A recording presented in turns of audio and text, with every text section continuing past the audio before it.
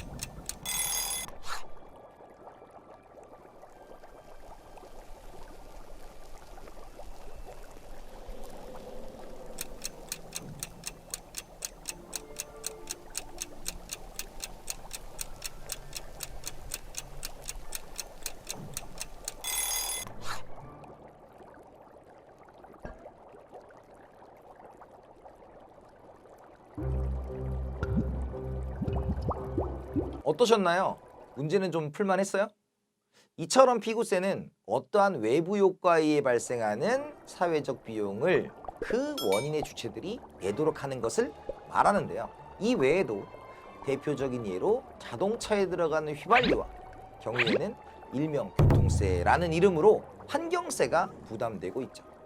자동차는 편리하지만 매연으로 인한 환경오염 비용을 운전자들이 부담하라는 차원에서요. 다음 시간에는 이름만 들어도 어려운 세금들을 이해하기 쉽게 정리 들어갈 거니까 구독과 좋아요 하고 기다려 주세요. 지금까지 소송이었습니다.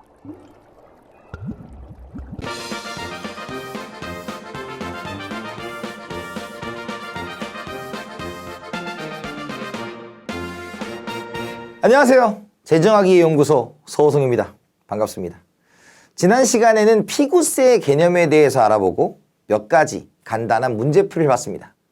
피구세란 환경오염과 같은 부정적 외부 효과를 일으키는 사용주체에게 비용을 부담하게 하는 세금이라고 했죠? 다시 한번 기억해두고 넘어가면 좋을 것 같습니다. 자, 오늘 두 번째로 배워볼 개념은 진위계수인데요. 양극화라는 말 한 번쯤은 들어보신 적이 있을 겁니다. 이 양극화가 경제와 맞물리면 빈부격차와 같은 문제가 되고, 그렇다면 이 소득의 불평등을 어떻게 측정하고 분석할까요? 총 지출 중 식비 비율을 나타내는 엔겔 계수부터 n분위 분배율, 소득 n분위 배율, 진위 계수 등 측정하는 방법은 정말 다양합니다. 이번 시간에는 이 중에서도 가장 보편적으로 사용되는 지니계수를 통해 불평등지수가 무엇인지 알아볼 텐데 지금부터 저와 함께 연구해 보시죠. 빈부격차의 지표는 보통 소득과 지출을 중점으로 봅니다. 엥겔계수가 지출에 집중한 지표라면 지니계수는 소득에 집중한 지표라고 할 수 있죠. 즉 엥겔계수가 소비 지출액을 본다면 지니계수는 얼마를 벌고 있느냐, 이게 중점입니다. 최근 코로나19 확산으로 인해 많은 사람들의 경제활동이 위축됐죠. 주변에서도 좀 많이 보이고 있는데 소비자들의 지출이 줄어드니 당연히 자영업자들의 소득은 줄어들고 자연스럽게 자영업자들은 전체적으로 비용 절감에 들어갔습니다. 그 과정에서 슬프게도 직원, 아르바이트 등 많은 사람들이 일자리를 잃게 됐죠. 지출의 감소가 소득의 감소로 이어지고 또다시 지출이 줄어드는 계속 악순환이 생긴 겁니다. 국제통화기금 IMF는 과거 전염병 유행 당시 세계적으로 지니계수가 높아졌다고 말하며 이번 코로나 사태 이후에 경제 전망도 밝지 않다고 이야기했습니다. 대체 지니계수와 경제는 어떤 상관관계를 가지는 걸까요? 여기서부터 중요하니 집중해서 따라오세요. 지니계수는 이론적으로 0에서 1 사이의 수치를 나타냅니다. 0에 가까울수록 계층 간 소득이 균형에 가깝고 1에 가까울수록 빈부격차가 크다, 불평등이 크다 라고 말할 수 있습니다. 숫자만 보면 이게 어디서 산출되는지 무엇을 의미하는지 알기가 어렵죠. 지니계수는 로렌츠 곡선이라는 그래프에 기반을 두고 있어서 이 로렌츠 곡선을 먼저 볼 필요가 있습니다. 로렌츠 곡선은 소득 분포의 불평등도를 측정한 곡선으로 휘어진 폭이 가파를수록 그 사회는 빈부격차가 높고 휘어진 폭이 완만할수록 빈부격차가 적다고 표현합니다. 그래서 우리가 가로축은 인구의 누적 비율이고요. 세로축은 소득의 누적 비율이니까 모두 평등한 경우에는 누적이 같아집니다. 따라서 대각선이 완전 평등선이고요. 완전 불평등한 경우에는 한 명이 다 가지기 때문에 하층으로부터 시작해서 상층에서 촥 올라가는 개념으로 보시면 될 것 같습니다. 그래서 불평등 면적인 알파와 나머지 면적 베타를 가지고 알파 플러스 베타분의 알파로 구하는 것이 우리가 지니계수입니다. 지니계수의 면적을 구체적으로 어떻게 하는 건 아니고요. 원리를 가르쳐 드린 겁니다. 정리하면 우리가 0과 1 사이의 값을 가지며 0일수록 평등하고 1일수록 불평등하니까 작을수록 좋다는 것이 지니계수의 결론입니다. 소득 불평등 정도를 나타내는 지니계수가 어떻게 기출문제에서 나오는지 한번 살펴보겠습니다. 2017년도 54회 21번 문제입니다. 소득 불평등도 지수에 대한 설명으로 옳지 않은 것은 입니다. 애킨슨 지수는 소득 분배에 대한 사회적 가치 판단에 따라서 크기가 달라진다 라고 되어 있습니다. 사회적 가치 판단은 우리가 균등 분배 대등 소득이라는 개념을 배우시게 될 거예요. 그래서 애킨슨 지수는 사회적 가치 판단에 따라서 달라지고 결론은 지니계수와 마찬가지로 0과 1 사이의 값을 가지며 0에 가까울수록 소득 분배가 잘 되어 있다 볼 수가 있습니다. 맞는 선지고요. 2번 로렌츠 곡선 하위 몇 %에 속하는 사람들이 전체 소득에 차지하는 비율을 나타내는 점들의 궤적이다. 그래서 점을 딱 찍은 거죠. 그래서 하위부터 상위까지 얼만큼 갖고 있는가 점을 찍어서 누적된 점을 찍어서 연결한 것이 로렌츠 곡선입니다. 3번 지니계수는 로렌츠 곡선을 이용해서 계산할 수 있다. 아까 표로 설명해 드렸고요. 4번째 지니계수는 전체 인구의 평균적인 소득 격차의 개념을 활용하고 있다. 이 개념은 아까 0부터 100까지 인구의 누적 비율을 모두 사용하기 때문에 평균적인 소득 격차를 사용할 수 있다는 것이고요. 다만 우리가 이제 5분위 배율, 10분위 분배율 여기서는 상위 몇 %, 하위 몇 %를 쓰기 때문에 전체를 사용한다고 말을 하지는 않습니다. 5번 달튼의 평등지수는 1에 가까울수록 불평등한 상태를 의미한다 라고 되어 있는데 달튼의 평등지수는 지니계수와 로렌츠 곡선과는 반대로 0과 1 사이의 값을 가지며 1보다 클 때 소득세 분배가 잘 된다고 봅니다. 우리가 배운 내용으로는 2, 3, 4를 할 수 있고요. 나머지 내용들은 여러분들이 공부하시면서 또 알아가시면 될 것 같습니다. 어떻게 지니계수 이해가 좀 되셨나요? 아직 부족하다고요? 그럼 제가 준비한 OX 퀴즈를 풀어보면서 개념 정리하는 시간 가져보시길 바랍니다. 한 문제당 10초씩 드릴 테니 타이머 잘 체크하시고 시작합니다.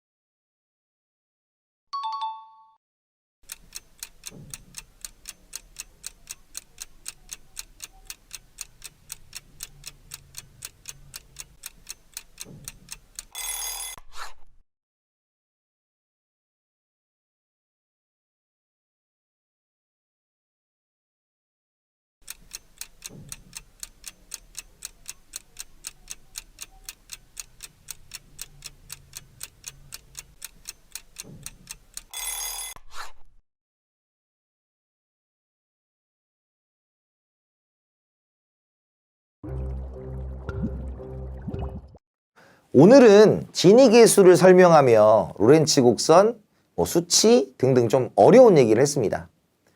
경제순위, 소득 등도 물론 중요하죠. 하지만 우리나라보다 1인당 소득은 적지만 국민행복지수는 높게 나온 국가들을 보면서 어쩌면 눈에 보이는 것이 행복이 모두 다는 아닌 것 같습니다.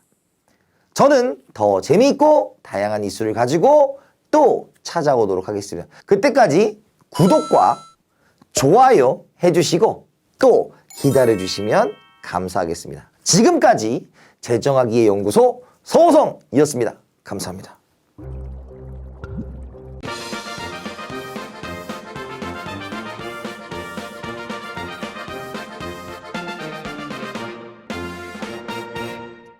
안녕하십니까. 재정학기의 연구소 서호성입니다. 지난 시간에 배운 지니계수라는 개념 기억나시나요? 지니계수란 저소득층과 고소득층의 비율을 통해 사회 전체의 소득 불평등을 계산하는 수치로 0보다는 1에 가까울수록 불평등 정도가 크다는 것을 의미한다는 점 꼭 기억해 주셔야 됩니다. 이번에는 우리 생활과 좀 더 밀접한 주제를 연구해 보려고 합니다. 도덕적 해이라는 말 들어본 적 있으신가요? 여기서는 우리가 도덕이 우리가 생각하는 그런 도덕은 아니에요. 자, 시작합니다. 계약 이론의 대가인 홀름스트럼 교수와 올리버 하트 교수가 발전시킨 논의인데요. 물건을 사고 파는 모든 경제활동이 사람 간의 계약 관계로 이루어질 때 계약을 맺는 주인과 대리인 사이에서 발생하는 도덕적 해이가 문제를 일으킨다고 합니다. 어렵게 들리시나요? 그럼 이렇게 얘기해 볼게요. 사장과 사원 둘 중 누가 회사를 위해 더 열심히 일을 할까요? 사장? 사원? 지금부터 저와 함께 도덕적 해이에 대해서 한번 연구하러 가시죠. 도덕적 해이는 보험시장에서 사용하던 용어라고 알려져 있습니다. 모럴 해저드라고 하죠. 보험상품에 가입한 사람들은 손해보장이라는 안전망 때문에 보험 가입 전보다 부주의한 행동을 할 가능성이 높아진다는 이야기입니다. 내가 부주의한 행동을 했는지 상대는 정확하게 알 수가 없기 때문이죠. 이러한 도덕적 해이 현상은 이처럼 서로 간의 정보의 비대칭성으로 인해 발생합니다. 아까 잠깐 언급했던 사장과 사원의 이야기를 해보도록 하겠습니다. 사장은 자신이 직접 운영하는 회사이기에 전체적으로 사업의 시작부터 끝까지 큰 그림을 그릴 수 있습니다. 하지만 사원은 그럴까요? 일반적인 고용자의 경우 정해진 임금에 시키는 일만 하기 마련입니다. 이럴 때 사장과 사원이 바라보는 방향은 서로 너무너무 다를 거예요. 사장은 적극적으로 모험을 한다고 해도 사원은 위험을 감수하며 일을 할 필요가 없습니다. 심한 경우 사원이 적당히 일해도 된다는 생각에 오히려 회사에 불이익을 줄 수도 있습니다. 바로 도덕적 해이가 발생한 것이죠. 그래서 올리버 하트 교수는 이러한 직장 내 도덕적 해이를 방지하기 위해 스톡 옵션이라는 대안을 내놓게 되는데 요즘 말로 쉽게 인센티브제를 도입한 겁니다.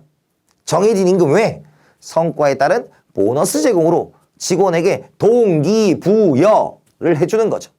그럼 사장과 사원의 이해관계는 같은 방향으로 더 가까워질 겁니다. 이 도덕적 해이와 비슷한 개념이 하나 있습니다. 역선택 이론이라는 건데요. 간단하게 볼게요. 도덕적 해이는 계약 이후의 이야기지만 역선택은 계약 이전의 문제라는 점에서 차이가 있습니다. 어렵나요? 그럼 다시 회사로 돌아가서 예를 들어 볼게요. 사장은 아직 사원을 구하지 못했습니다. 그래서 구인 광고를 냅니다. 분명 원하는 인재상이 있겠지만 사장은 구직자들의 성향을 잘 알지 못합니다. 바꿔서 봐도 마찬가지예요. 구직자도 사장, 회사의 자세한 사항은 들어가 봐야 합니다. 이렇게 정보의 비대칭 문제로 원치 않는 상대와 계약을 하게 된다는 점이 역선택입니다. 역선택과 도덕적 해이는 결국 정보의 비대칭성이라고 하는 두 양자 간의 정보가 동일하지 않는 경우에서 시작이 되는 겁니다. 그럼 우리는 이걸 어떻게 쉽게 구분할 거냐? 심플해요. 처음부터 잘못됐다. 그럼 뭐예요? 역선택입니다. 나중에 변했다. 행동이 변했다. 그러면 도덕적 해이가 됩니다. 아시겠죠? 2020년도 제57회 기출문제에서 이 도덕적 해이가 어떻게 다뤄지나 한번 볼까요?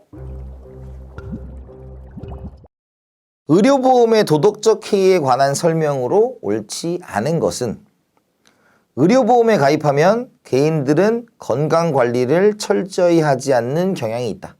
자, 여기에서 포인트는 도덕적 해이니까 행동이 계약 후에 변해야 됩니다. 그러면 가입한 후에 건강관리를 하지 않죠. 그러니까 변한 거죠. 그러니까 도덕적 해이 맞고요.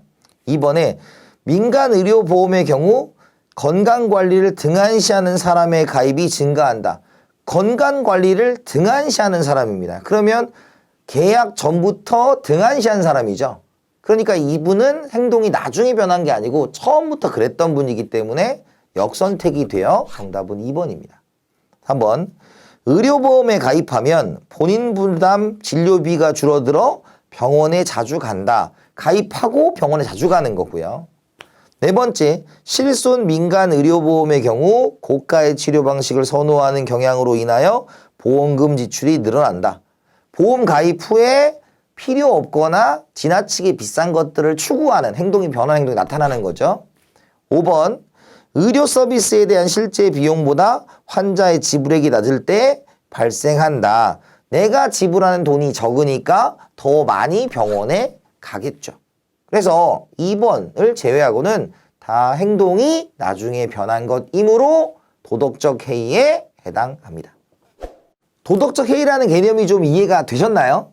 자, 오늘도 OX 퀴즈를 통해 지금까지 배운 도덕적 해이의 개념을 되짚어 볼 거예요. 한 문제당 10초씩 드릴 테니 가볍게 풀어보시면 좋겠습니다. 10초가 지나면 다음 문제로 넘어가니 위에 타이머 보시고 문제 들어갑니다.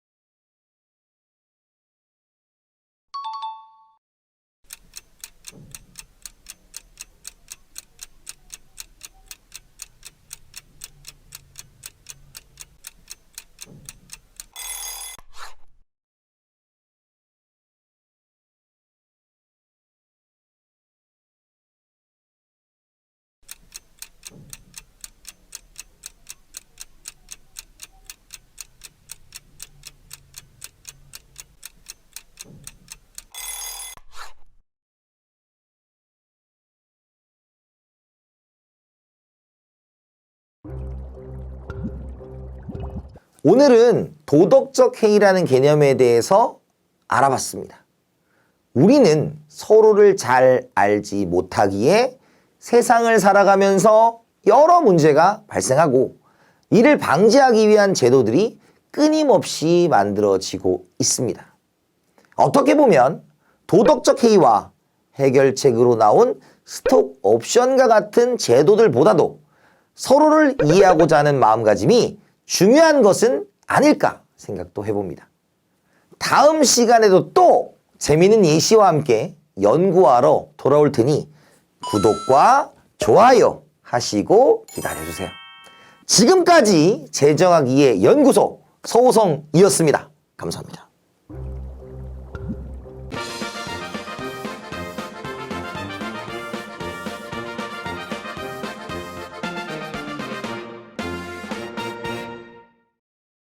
안녕하십니까. 재정학이의 연구소 서호성입니다. 반갑습니다. 지난번에 배웠던 도덕적 해이 잘 기억하고 계시죠? 도덕적 해이의 원인은 정보의 비대칭성 때문에 이루어진다는 점.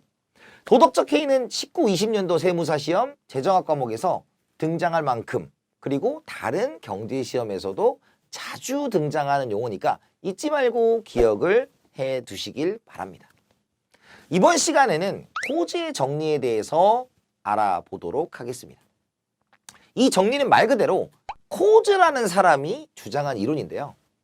이제는 뭐 학자 이름만 나와도 어려워하시는 분들이 계신데 그럴 필요 하나도 없습니다. 제가 아주 쉽게 설명을 해드리도록 하겠습니다. 자, 그럼 오늘도 재밌게 시사 및 경제 상식들을 바탕으로 재정학의 핵심 내용을 공부하며 나아가 실전에 바로 적용시키는 문제풀이까지 힘차게 재정학 연구하러 가시죠.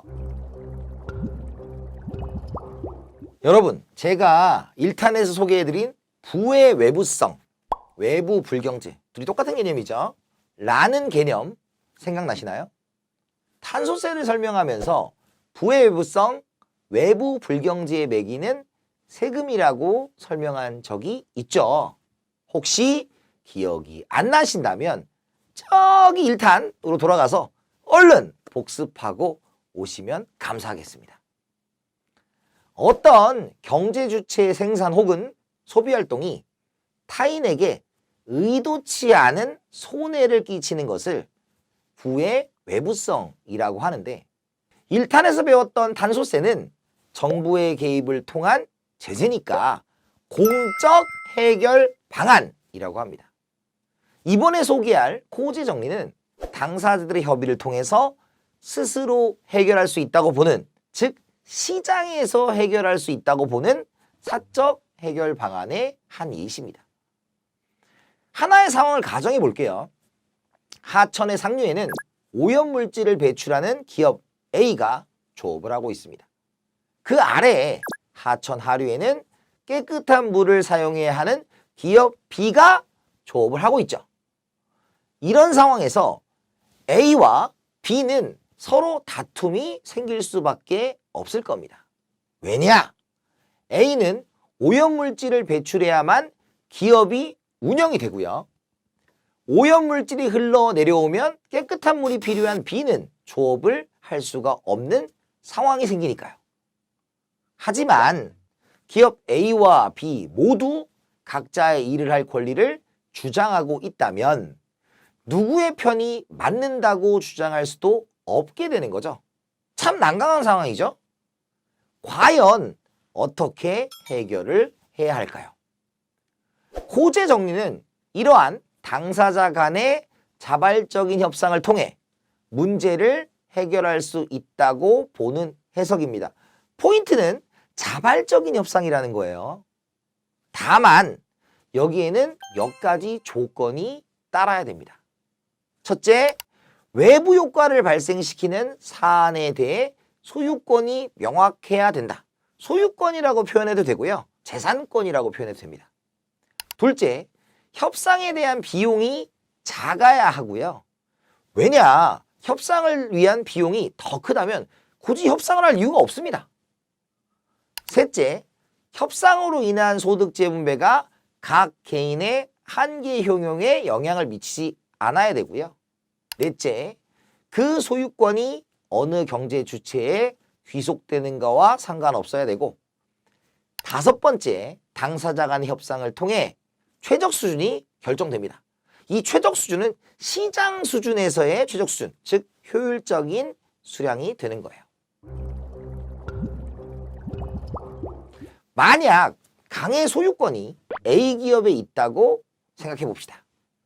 A의 종합비용을 100만 원이라고 치고 B가 깨끗한 하천에서 벌 수 있는 돈을 200만 원이라고 가정할 경우, B가 A에게 150만 원을 지급하는 대신 오염물질을 버리지 말라는 협상을 한다면, A는 종합비용 이상의 비용을, B는 깨끗한 하천에서 매출을 얻을 수 있어 모두 다투기 전보다 높은 경제적 만족도를 얻게 될 것입니다. 반면 강의 소유권이 B기업에 있다고 생각해보죠. A기업은 하천의 오염물질에 배출하기 위해서 100만 원 이상의 금액을 지급해야 되기 때문에 그보다 싼 100만 원으로 자체 정화를 하게 되는 거죠. 그럼 A는 B에게 지급해야 할 돈보다 저렴하게 정화를 했기에 효율을, B기업은 깨끗한 물에서 벌 수 있는 200만 원의 매출을 얻을 수 있으니 양쪽 모두 효율적으로 문제를 해결한 게 됩니다. 이처럼 코우주의 정리는 여러 가지 앞에서 얘기한 조건을 충족한다면 당사자들의 협의를 통해 문제를 해결하는 것, 즉 정부의 개입이 아니라 시장을 통해서 해결하는 것이 효율적이라는 것이 핵심입니다. 방금 살펴본 코우주의 정리의 사례가 그대로 기출문제에 나왔다면 믿으시겠습니까? 기출문제에서도 주로 상황이 주어지고 이에 대한 행동을 묻는 문제가 일반적으로 등장합니다. 2017년 세무사 1차 기출문제 32번 문제 한번 살펴볼까요? 32번, 하천의 상류에는 하천 오염물질을 유출하는 기업 A가 조업하고 있으며 하천의 하류에는 깨끗한 물을 사용해야 하는 기업 B가 조업하고 있다고 가정할 경우 코우주의 정리와 관련하여 옳지 않은 것은 입니다. 1. 하천의 재산권을 기업 A에게 부여하면 기업 B에게 부여하는 경우보다 하천의 오염도가 증가할 것이다. 코우주의 정리의 기본은 재산권을 누구에게 설정하든지 관계없이 설정이 명확하게 되어 있으면 되고요. 돈을 누가 벌든지 말든지가 중요한 게 아니라 사회적인 최적 효율적인 양을 만들어내면 되기 때문에 재산권이 설정이 있어서 누구에게 있든 상관은 없습니다. 그래서 정답 1번, A에게 부여하면 B에게 부여하는 경우보다, 이런 얘기는 들어갈 필요가 없어요. 2번, 코우주 정리가 성립하면 재산권이 명확하게 규정되어 있어야 하고요. 3번, 코우주의 정리가 성립하려면 협상으로부터 얻는 이득이 협상에 드는 비용보다 커야만 한다. 시장에 맡기는 것이기 때문에 비용이 적게 드는 것이 좋습니다. 4번, 코우주의 정리에 따르더라도 분배 문제는 해결되지 않는다. 즉 누가 돈을 더 버는지 분배 문제에는 관심이 없어요. 5번, 코우주의 정리가 성립하려면 재산권 부여와 관련된 소득 효과가 없어야 된다. 아까 말씀드린 것처럼 한계 효용에 영향을 주지 않아야 합니다.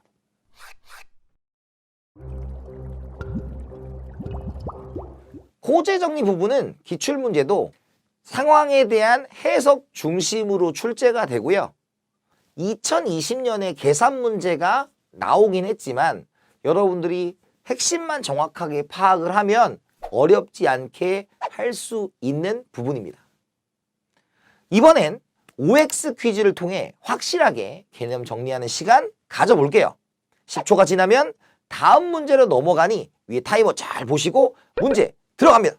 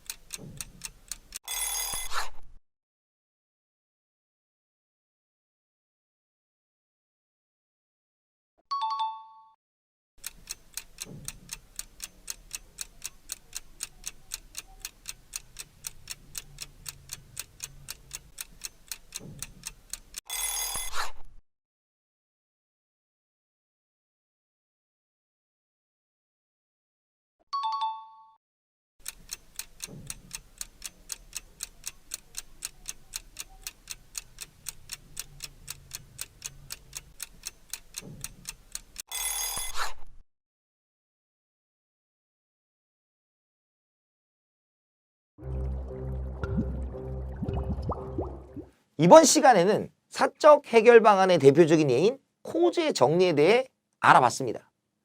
우리 주변에도 이렇게 문제들이 협상을 통해서 해결되면 참 좋겠지만 안타깝게도 이 코제 정리는 현실에서 한계점이 많이 존재하고 있습니다. 협상 비용이 보통 크게 발생하는 것이 일반적이고 누가 얼만큼 정확하게 피해자고 가해자인지 이해 당사자와 피해 규모 등이 측정되기 어렵다는 등의 이유로 현실에서는 실현되기 어렵다는 한계가 있죠. 그렇기 때문에 정부의 개입을 아예 배제할 수는 없지만 이런 과정들과 시행착오를 거쳐 언젠가는 법 없이도 협상을 통해서 살 수 있는 따뜻하고 아름다운 세상이 오지 않을까 하는 기대를 하게 됩니다. 저는 다음 시간에도 재미있는 이슈와 함께 연구하러 올 테니 구독과 좋아요 하시고 기다려 주시면 감사하겠습니다. 지금까지 재정하기 연구소 서호성이었습니다. 감사합니다.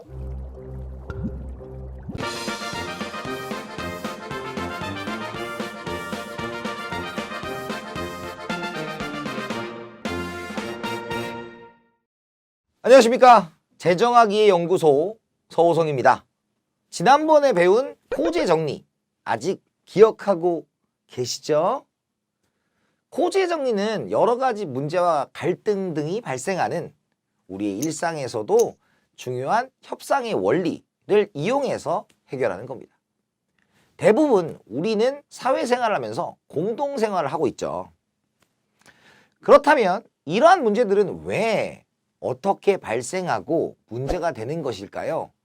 이러한 현상을 설명할 수 있는 여러 개념 중에서 공유지의 비극이라는 개념이 있습니다. 대체 공유지, 다른 말로 공유자원이라고도 합니다. 어떤 일이 있었기 때문에 비극이 되는지 궁금하죠? 오늘은 공유지의 비극을 주제로 논의된 갈등의 원인과 해결 방법에 대해 연구해보는 시간 가져보도록 하겠습니다. 공유지의 비극 이론이 처음 등장한 건 미국의 생태학자인 게릿 하딘이 1968년 사이언스지에 기고한 에세이에서 시작됐습니다. 재미있는 사실은 처음에는 경제학과 상관없는 이야기였다는 거죠. 하딘은 개인의 이기심으로 인해서 환경이 파괴된다는 간단 명료한 내용을 전달하고 싶었고, 하딘은 개인의 이기심은 더 큰 이익을 향하게 되고 그것은 서로 경쟁적으로 환경을 파괴하게 될 것이라는 이야기를 하게 되었습니다. 공유지의 비극 내용을 정리하면 우리에게 가까운 예시로 우리가 어족자원, 우리가 바닷속의 물고기를 들 수가 있어요. 예전에 저희 부모님들이 했던 말이 뭐였냐면 물과 고기가 반이다. 물반 고기반이다. 이런 말을 한 적이 있습니다. 그런데 어느 순간에 이익을 위해서 마구잡이로 물고기를 잡기 시작한 거죠. 어느 순간 물고기가 사라져 갔습니다. 즉 바닷속의 물고기는 돈을 내지 않는 비배제성을 가지고 있지만 바닷속의 물고기는 한정되어 있는 숫자이기 때문에 누군가가 그것을 다 잡는다면 결국 바닷속의 물고기, 어족자원은 사라지게 됩니다. 이것들이 우리에게 우려로 다가오기 시작을 해서 최근에는 치어라고 하는 일정 길이가 되지 않는 물고기는 잡지 않는 것이 법으로 되어 있죠.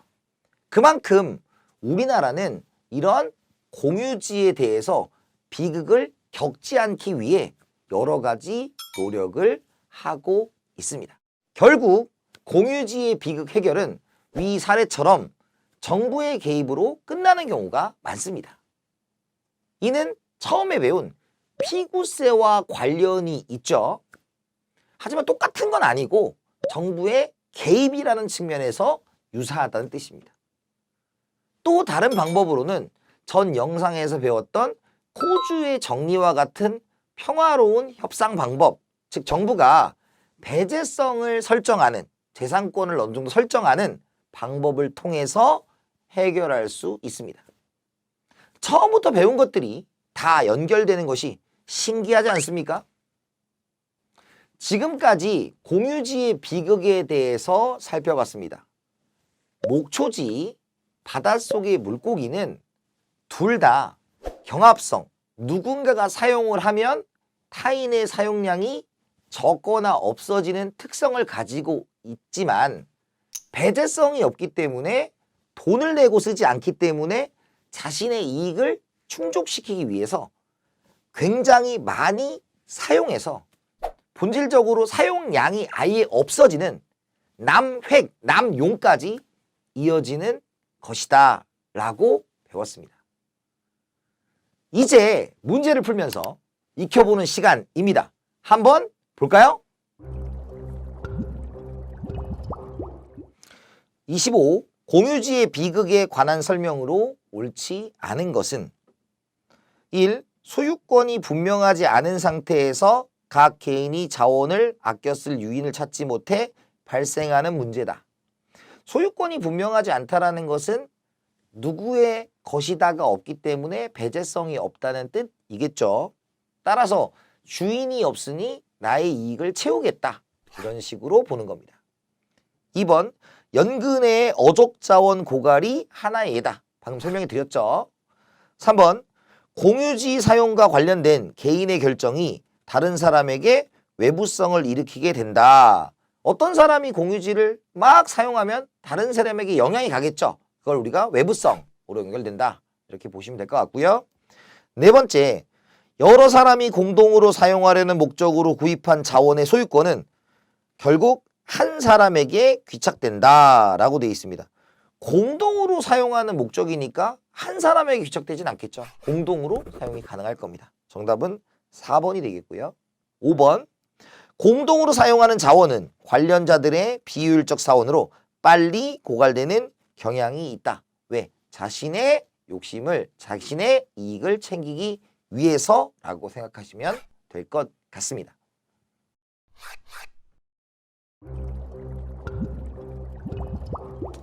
기출문제만 풀면 아쉽겠죠? OX 문제까지 빠르게 짚고 갑시다. 이번에도 10초가 지나면 다음 문제로 넘어가니까 위에 타이머 잘 보시고 문제 갑니다.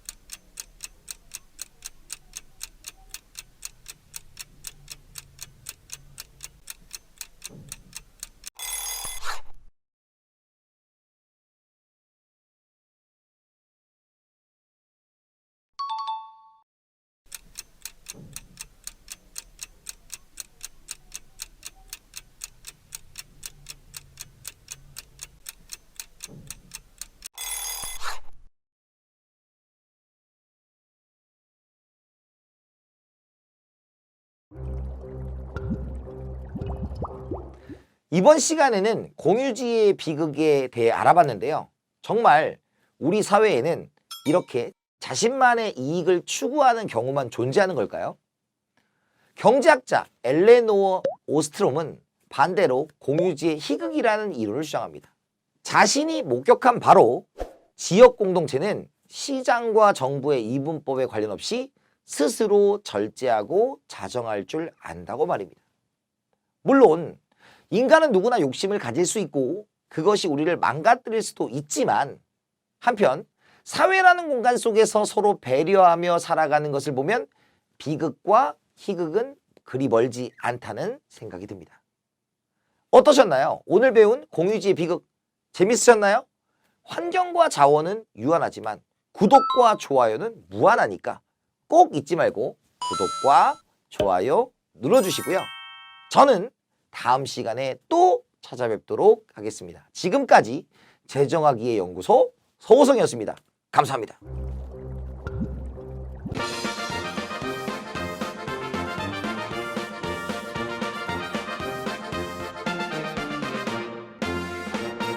안녕하세요. 재정하기 연구소 서호성입니다. 반갑습니다. 여러분, 긴 코로나 시국으로 인해 다들 많이 지쳐 계실 겁니다. 오랜만에 행복한 상상 한번 해보죠. 우리 잠시 코로나 이전의 생활로 돌아가 보자고요. 그죠? 벌써 저도 신납니다. 퇴근이나 대학가 근처를 보면 번화가가 형성되어 있고 무슨 골목, 무슨 길 등은 만남의 장소였죠. 학생분들도 시험이 끝난 후 또는 방학에 친구들과 약속을 잡을 때 맛집이나 특정 음식에 맞춰 장소를 정하기도 했을 거예요. 저도 그랬으니까요. 음식뿐만 아니라 산업단지, 공업단지 등 특정 산업군들이 모여있는 곳도 찾아보면 꽤 많습니다. 이처럼 특정 지역의 쏠림 현상들이 생기며 하나의 문화현상으로 자리 잡고 있는 것들이 있죠. 전통 한옥들이 모여있는 곳을 한옥마을이라고 하는 것처럼 카페들이 모여서 하나의 큰 상권을 형성하면 카페거리가 되기도 하고, 음식점이 많으면 먹자골목, 학원이 많으면 학원가라고 부릅니다. 그런데 우리가 한 브랜드나 상점에 꽂힌 것이 아니라면 처음 방문했을 때는 어딜 갈지, 무엇을 먹어야 할지 선택하기 매우 어려울 거예요. 이런 경우에 보통 가까운 곳을 선택하는 경향성이 생기죠. 그렇다면 사람들이 많이 몰리는 도심지에서는 일반적으로 그 중심부에 가까운 입지일수록 사람들이 많이 몰리게 될 겁니다. 역으로 이 점을 노리고 상점들도 많이 모이게 되겠죠. 이런 현상을 경제학자 해럴드 호텔링은 이 1929년 논문에서 호텔링의 법칙이라는 이름으로 발표하는데요. 이 법칙은 이후 단지 상권 밀집의 해석을 넘어 정치와 투표 영역까지 확대됩니다. 선생님, 갑자기 투표라고요? 걱정하지 마세요. 원리는 똑같습니다. 여러분, 맛집과는 달리 투표에서 중심을 차지한다는 것은 무엇을 의미할까요? 오늘 연구 주제, 중위 투표자 정리.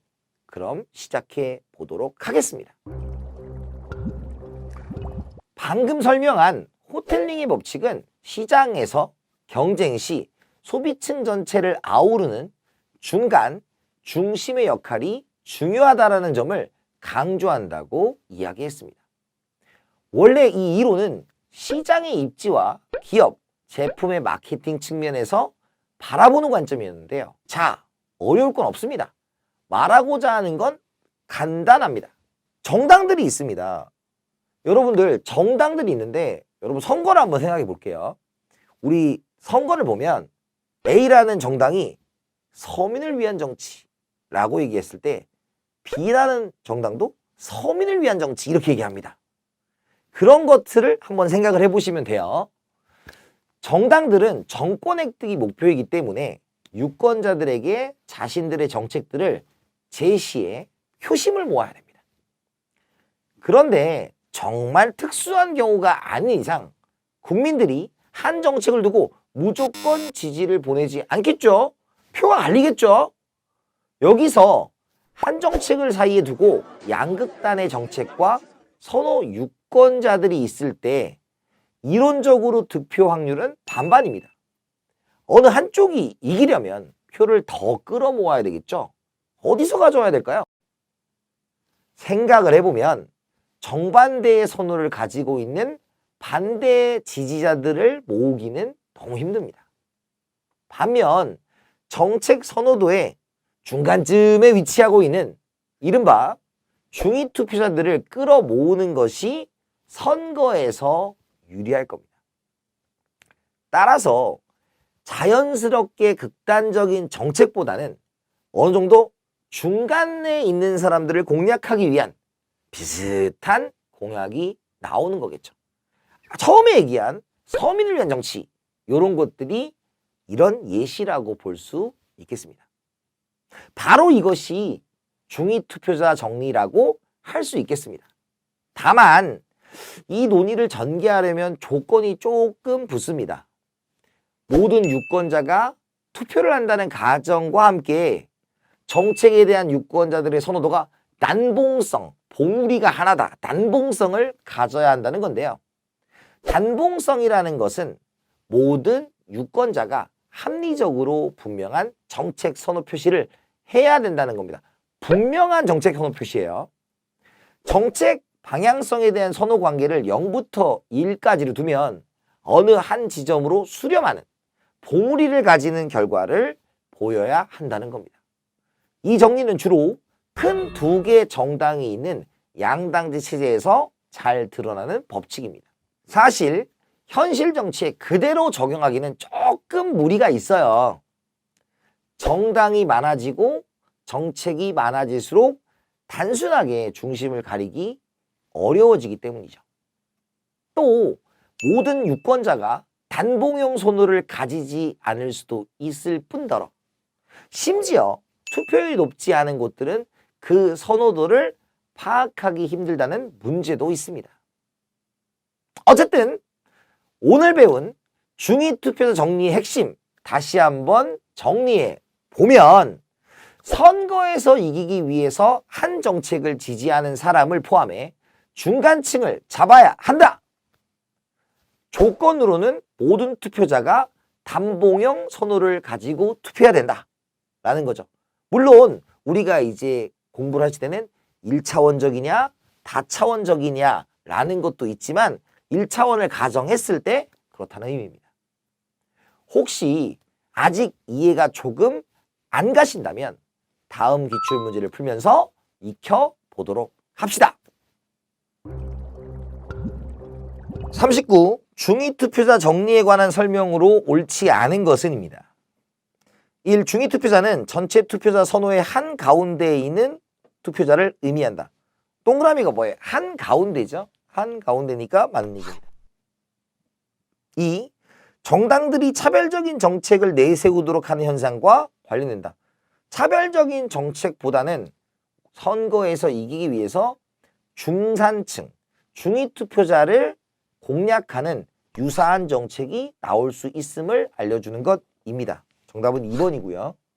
3번 모든 투표자의 선호가 단일 정점, 단봉형인 경우에 성립하고요. 4번 중위투표자 정리에 의한 정책 균형이 항상 파레토율을 달성한다는 보장은 없습니다. 즉 많은 사람들이 원한다는 것이 꼭 효율적인 결과를 가져오는 것은 아니에요.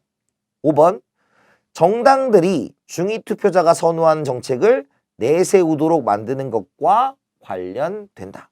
당선을 위해서 그렇게 만들어낸다는 것입니다.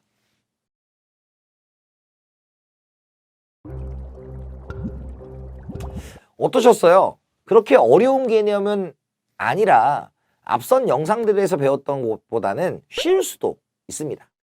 사실 더욱 깊이 들어가자면 여러 그래프 이런 것들이 있긴 한데 재정학에서는 뭐 그런 것들을 굉장히 중요시 여기지는 않습니다. 하지만 간단한 정리로 조금이나마 이해를 하고 계신다면 접근하는데 용이할 거라고 생각하고요. 여러분들이 정리한 수준 정도가 출제 포인트라고 보면 될 것 같습니다.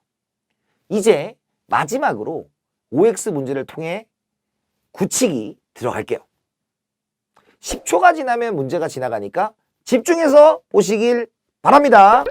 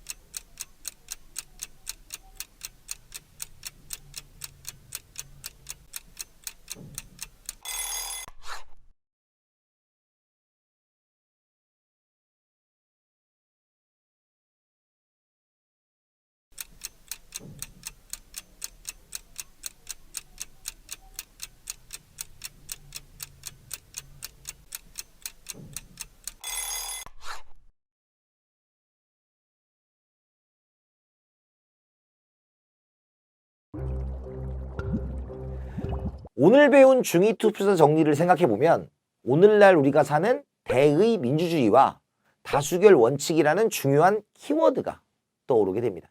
사실 중도층이라고 부르는 이 분류로 인해 정당들이 양극화로 치닫는 것을 막아주고 다수의 이익을 대변할 수 있게 해준다는 효과가 있기도 합니다. 하지만 사회의 맥락에 따라서 정책의 중도 개념은 계속 달라지고 대중들의 이해관계도 달라지기 때문에 만약 사회 전체가 어느 한 이념이나 정책으로 물들게 된다면 그 사회의 중도 중위는 과연 우리가 생각하는 중도 중위의 개념과 같을까요? 그리고 무조건 산술적으로만 중간만 추구한다면 그 정당은 과연 대중들의 지지를 받을 수 있을까요? 어디까지나 이론은 합리적인 가정을 결과로 전제하고 있지만 현실 속에서는 너무 많은 변수가 있다는 것을 생각해 보시면 좋을 것 같습니다.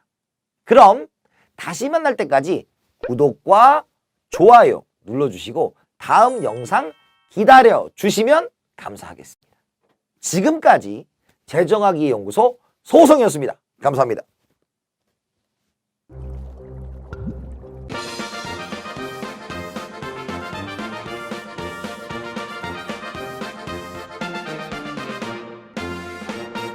안녕하세요. 재정하기 연구소 서호성입니다. 반갑습니다. 2021년 새해가 엊그제 같은데 벌써 이렇게 빠르게 지나가는 거 보면 시간이 참 빠른 걸 느낍니다. 여러분, 연말 연초가 되면 가장 바빠지는 이유가 무엇일까요? 새해 계획 짜는 분들 많지 않으세요? 지난해에는 못했으니 올해는 금연해야지, 다이어트 해야지, 뭐 등등등 이런저런 고민들과 함께 돈 계산도 많이 하게 되죠. 맞습니다. 13월의 월급이라고 불리는 연말 정산하느라 바쁘게 되는 시기이기도 합니다. 더 낸 세금이 있으면 돌려받고 덜 낸 세금이 있으면 그만큼 지불하는 과정을 진행하게 됩니다. 소득세 이외에도 여러 종류의 세금이 있는데 우리가 첫 시간에 배웠던 피구세도 세금 중에 하나죠. 세금은 국가가 공공지출에 쓰는 수입원이기 때문에 착실히 내는 것이 중요하다고 할 수 있습니다. 결국 우리에게 어떤 방식으로든 혜택이 다시 돌아오는 거니까요. 하지만 일부 기업과 개인들이 꼼수를 이용해 내야 할 세금을 안 내거나 누락시키는 경우가 종종 발생하곤 합니다. 국내에서 2019년 기준으로 적발된 탈세 건수가 2만 건이 넘고 징수한 금액은 1조가 넘는다고 합니다. 이는 국가 재정과 공공의 손해를 끼치는 중범죄이기에 사회적으로 탈세에 대한 연구와 이에 대한 방지 대책이 마련되어 왔습니다. 그럼 이전에는 이런 탈세 문제에 대한 논의가 없었을까요? 최초의 탈세 이론 연구는 1972년 경제학자 마이클 엘링햄과 아그너 샌드모에 의해 이루어졌는데요. 이들은 연구를 바탕으로 절대 위험 기피적 성향의 탈세자 분석 모형인 알링햄 샌드모의 탈세 모형을 만들어내게 됩니다. 오늘은 이 두 학자의 연구를 따라가며 탈세에 대해 연구해 보겠습니다. 여러분, 들어가기 전에 탈세와 절세 차이가 무엇인지 아시나요? 좀 비슷해 보이잖아요. 탈세는 조세 포탈이 정식 명칭으로 부정한 방법으로 세금을 안 내는 겁니다. 반면 절세는 어디까지나 법의 테두리 안에서 합법적으로 세금을 절약, 덜 내는 거예요. 많은 기업들이 이런 절세를 위해 전문 세무사와 변호사를 쓰고 있는 거죠. 다시 말해 탈세와 절세는 불법과 합법의 차이가 있는 겁니다. 다만 뭐든 과하면 문제가 되듯 절세도 법의 허점을 이용해 비정상적인 방법으로 지나치게 세금을 덜 내는 행위를 따로 조세 회피라고 합니다. 적발되면 법적 처벌까지는 아니더라도 도덕적 비난과 사회적 제재를 받게 될 수 있습니다. 자, 그럼 우리는 이 중 불법행위인 탈세에 초점을 맞춰 봅시다.